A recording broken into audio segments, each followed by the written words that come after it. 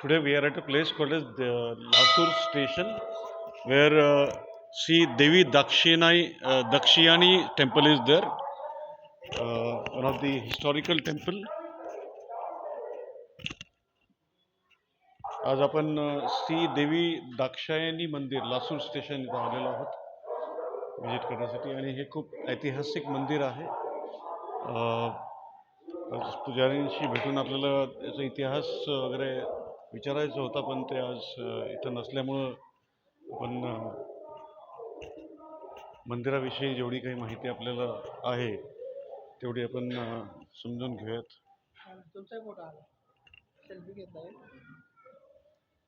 तर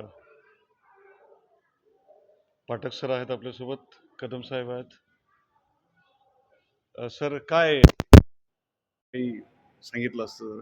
लासूर गाव नदीच्या तीरी असलेलं पुरातन मंदिर आहे. दक्ष राजाची मुलगी दाक्षायणी देवी दक्ष राजाची मुलगी प्रत्यक्षात विराजमान झालेली आहे, असा या पौराणिक इतिहास आहे या गावाचा. So the daughter of King Dakshayani, who was born at this place, or can say there was a rebirth of this Devi at this place. Sir, अजून काय?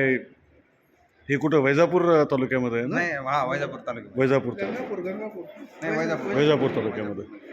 हे वैजापूर तालुक्यामध्ये मंदिर आहे, संभाजीनगर, छत्रपती संभाजीनगर जिल्ह्यामध्ये. नागपूर मुंबई जो एक्सप्रेस वे आहे त्याच्या जवळ आहे.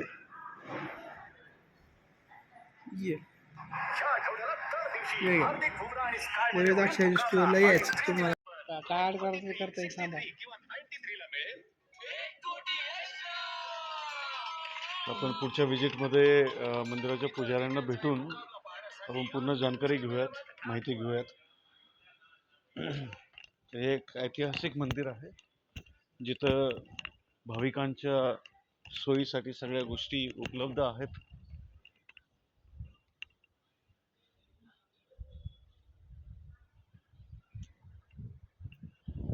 आणि लासूर स्टेशनवरून हार्डली 1 किलोमीटर आहे. समोर रेल्वे ट्रॅक दिसतोय, मनमाड संभाजीनगर रेल्वे ट्रॅक. आणि लासूर स्टेशन ह्या बाजूला आहे, जिथून 1 किलोमीटरच्या अंतरावर हे श्री दाक्षायणी देवी मंदिर आहे. तर बिलकुल भाविकांनी याला व्हिजिट करायला पाहिजे.